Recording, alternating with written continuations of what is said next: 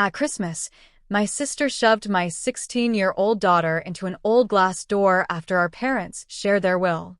My daughter fell into a coma. What my father did at the hospital shocked us all. 2 months later, the words my daughter spoke in court brought the judge to tears. Hey, Reddit. Christmas has always been complicated in my family. Some years felt warm, while others felt brittle, like ornaments that cracked with the slightest touch. But this Christmas was the one that shattered everything I thought I knew about my sister and my father. I still remember the scent of pine, the faint glow of the fireplace, and the way my daughter Emily laughed while helping my mom set the table. She was 16, bright and gentle, the kind of child who apologized when someone bumped into her. My sister Claire arrived late, wearing that same forced smile she always wore for occasions she disliked. Her heels clicked harshly against the floor, each step feeling like an accusation. She didn't even say hello. Instead, she went straight to the bar cart, poured herself a drink, and shot Emily a glare as if she were competition rather than family. I ignored it, as I always did, but I shouldn't have. After dinner, my parents asked everyone to gather in the living room. Mom held Dad's hand as he cleared his throat. We wanted to share this news together, he said. We finalized our will. Claire stiffened. Dad continued. Emily and her mom will receive the cabin, the savings bonds, and the annuity. My sister's face snapped toward me. What? She hissed. Why them? Dad didn't hesitate. Because Emily has always been the one who shows up. The one who helps. The one who loves without expecting anything in return. Claire's jaw tightened, her eyes cold and sharp, shifting to Emily. Emily shrank back behind my arm. Mom added gently, Claire, you'll get the house and the life insurance, but the rest. Claire interrupted. You gave them the biggest parts of your estate. Dad nodded calmly. Yes. Claire stood up so quickly that her drink spilled. This is a joke. It's our decision, Dad said firmly. Claire glared at me as if I had stolen her breath. You manipulated them, she spat. You used your daughter as bait, Emily whispered. And Claire, I didn't. But Claire lunged forward, her eyes wild with jealousy. Shut up, you little. I yelled, stepping between them. The room buzzed with tension. My heart raced. I thought she would shout more, storm out, or hurl insults at our parents. But I never imagined what happened next. Emily stepped back cautiously, her hands shaking. Claire moved like something inside her snapped. She grabbed Emily's wrist. You ruined everything, Emily yelled, stumbling as she reached for me. Stop, I screamed, but Claire shoved her hard into the old glass door behind her. The sound shattered through the house. Emily crashed through it. Her scream was short, abruptly cut off, followed by a horrifying silence. I ran to her, slipping on shards of glass, my hands shaking so much that I almost couldn't touch her. Emily, baby. Talk to me. Blood was in her hair, on her arms, and pooling on the floor. Her eyes fluttered, then closed. No, please, Emily. Please. Mom screamed. Dad rushed for towels. Claire backed away, disbelief written on her face. She fell. You pushed her. I roared. She opened her mouth, closed it, and then whispered. It was an accident. No, I spat. This was jealousy. Dad lifted Emily's head gently. Her body went limp, her lips turned pale, and then she stopped responding. The hospital was a blur. Bright lights, cold air, forms shoved into my hands, doctors rushing past me. A nurse gently held my shoulders. Ma'am, your daughter has sustained significant head trauma from the impact. I collapsed into a chair. Is she awake? I whispered. Can she talk? Can she? The nurse shook her head. She's slipping into a coma. We need to operate. I sobbed so violently, I thought my ribs would crack. Mark wasn't here. He passed away 6 years ago, and facing this alone felt like drowning. A doctor came out 20 minutes later. Her condition is severe. We need your consent immediately. I'll sign whatever you need, I said through tears. Then Claire and my parents arrived. Claire rushed forward. Is she okay? Before I could scream at her, Dad grabbed her arm. "Sit down," he snapped. Claire froze, shocked. She had never heard him speak like that. "Dad," he turned to me. "What do you need?" His voice was steady, but his hands shook. "The surgery," I whispered. "They said it's complicated." Mom cried softly into her hands. Claire stared at the operating room doors, her face pale. "I didn't mean, it doesn't matter what you meant," Dad said sharply. "You hurt her." Claire flinched, but something ugly crept back into her voice. "That's not fair. Everyone is blaming me. I didn't try to hurt her. She fell." Dad interrupted. He stepped closer. "Claire, stop lying." She froze. His voice was stern, controlled, and cold, something I had never heard from him. "You pushed her," he said. "Everyone saw it." Claire's mouth trembled, her eyes filled with tears. "I was upset," she said weakly. "I wasn't thinking." Dad's jaw tightened. "And because you weren't thinking," he whispered, "a child may never wake up." Claire began sobbing loudly, dramatically, and frantically. I said, "I'm sorry. What else do you want?" Dad looked at her with a disappointment I had never seen before. Then he turned away. "I need a moment alone," he said. Mom reached for him. "John." He shook his head and walked out, disappearing down the hall. 2 hours passed. Emily was still in surgery. Claire sat curled up in a waiting room chair, crying into her sleeves. Mom paced, praying under her breath, trying to hold the family together. Even as everything fell apart, I sat frozen, staring at the red surgical light, whispering Emily's name over and over. Then I noticed something. Dad hadn't come back. Mom frowned. "He's been gone too long." Claire sniffled. "What if he's blaming himself? What if he's angry that he raised a daughter like me?" Mom didn't answer. I checked my phone. No messages. Then Dad walked back toward us.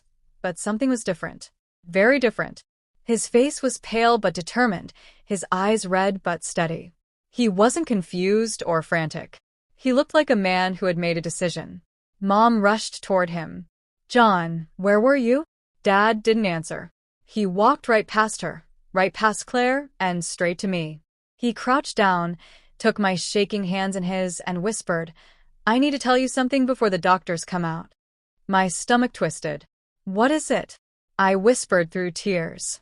He swallowed, his voice shaking. "It's about Claire, about Emily, and about the will." Claire froze behind him.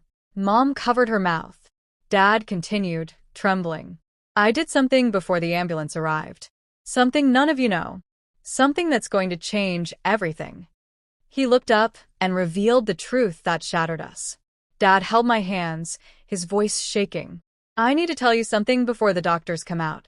Something I should have said months ago." Claire looked up sharply. "Dad, what are you talking about?" He didn't even look at her. His eyes stayed locked on mine, apologetic, terrified, but determined. I recorded what happened.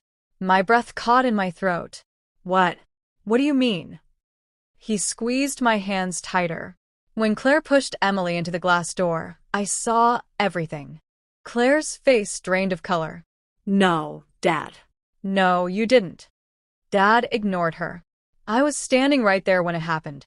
I realized if I didn't act, Claire would lie her way out of this just like she has her entire life. Claire stepped back, shaking her head violently. "Dad, please stop. Please." Mom reached for her shoulder. "Claire, what did you do?" Dad continued, his voice quiet but unshakable. "I took out my phone and filmed everything." "You recorded it?" I whispered. Dad nodded. Every second, her screaming at Emily, her grabbing her wrist, her shoving her, the fall, the glass breaking, the moment she realized what she did. Claire covered her mouth, her voice cracking into a whisper. "Dad, delete it. Please, please." Dad looked at her with a heartbreak I had never seen. "For years," he said, "I gave you second chances, third chances, 100 chances. Each time you hurt someone, I protected you, even when you didn't deserve it." Claire shook violently. "Daddy, don't do this." He closed his eyes for a moment, taking a deep breath, then opened them with renewed resolve. "This time I'm protecting your niece, not you." A surgeon walked toward us, causing us all to jump to our feet. Emily is out of surgery, he said. My heart sank. Is she? She's stable, but she's in a deep coma. The next 72 hours are critical. I felt my heart collapse in my chest. Mom broke down crying. Claire stared at the floor, her expression blank. Dad closed his eyes tightly. The surgeon continued. She suffered significant trauma to the skull. We've reduced the swelling, but we won't know the long-term damage until she wakes up. If she wakes up, Claire whispered under her breath. Lily, my younger daughter, grabbed my hand. Mom, she will. She has to. The doctor nodded gently. You can see her soon, but only one at a time. Then he walked away, leaving the four of us in a heavy fog of grief and fear. 2 officers approached us. Are you the family? One asked. Dad straightened up. Yes. The officer continued. We received a report that this wasn't an accident, that the incident was intentional. Claire panicked. No, it was an accident. The officer looked at Dad. Sir, were you the one who called it in? Dad nodded once. I was. Do you have evidence? The officer asked. Dad took a deep, steady breath and pulled his phone from his pocket. Claire lunged forward. Dad, don't. Please. The officer stepped between them. Miss, stand back. Claire sobbed hysterically. You're going to ruin my life. Dad whispered. You ruined your own life when you shoved a child into a glass door. He handed the phone to the officer. The officer watched the video silently and then looked up, his expression hard. Miss Claire, he said, you need to come with us. Claire collapsed backward into a chair. No. I'm sorry. I didn't mean it. I didn't mean it. She reached for Mom. Mom, please tell them. Tell them it was an accident. Mom shook her head, hands trembling. I can't help you this time. Claire's screams echoed through the waiting room as the officers cuffed her. They took her away. And for the first time in my life, my father cried. Emily had not woken up. 2 months of machines, 2 months of prayers, 2 months of sitting beside her bed, holding her hand, whispering stories into her stillness. Dad visited her every day. Mom came often too, guilt aging her faster than time ever could. Claire was charged with aggravated assault, reckless endangerment, and intent to harm a minor. She initially refused a lawyer, insisting she was innocent, until the video played. Now she stood in front of a judge, wrists trembling, face pale, eyes swollen. We sat in the front row, waiting for the judge's decision. The prosecutor spoke passionately, and Claire's attorney begged for leniency. Then the judge said, "We have one final statement from the victim." Everyone froze. I whispered to the prosecutor, "How?" "She's still unconscious." The prosecutor nodded toward the courtroom doors. "She woke up." My heart stopped. What? "She woke up this morning," he whispered. "She asked to come." Tears streamed down my face. Emily appeared in the doorway, weak but standing with a nurse's help. Claire gasped, covering her mouth. Emily walked slowly to the front, trembling. The judge softened his voice. "Sweetheart, you may speak whenever you're ready." Emily looked at Claire, not with hatred, but with something deeper, something heartbreaking. Then she spoke. Her voice was soft and fragile, but every word cut through the silence. "I forgive you, Aunt Claire." The courtroom gasped. Even the judge flinched.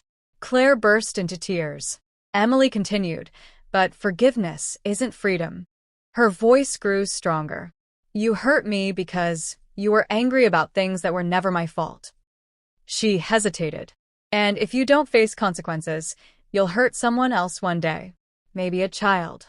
Maybe yourself." The judge's eyes glistened. Emily finished with shaking lips.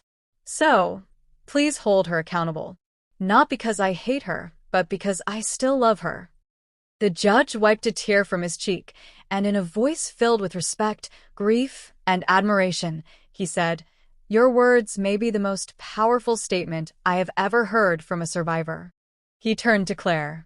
"Miss Claire, I hereby sentence you to..." And just like that, everything changed.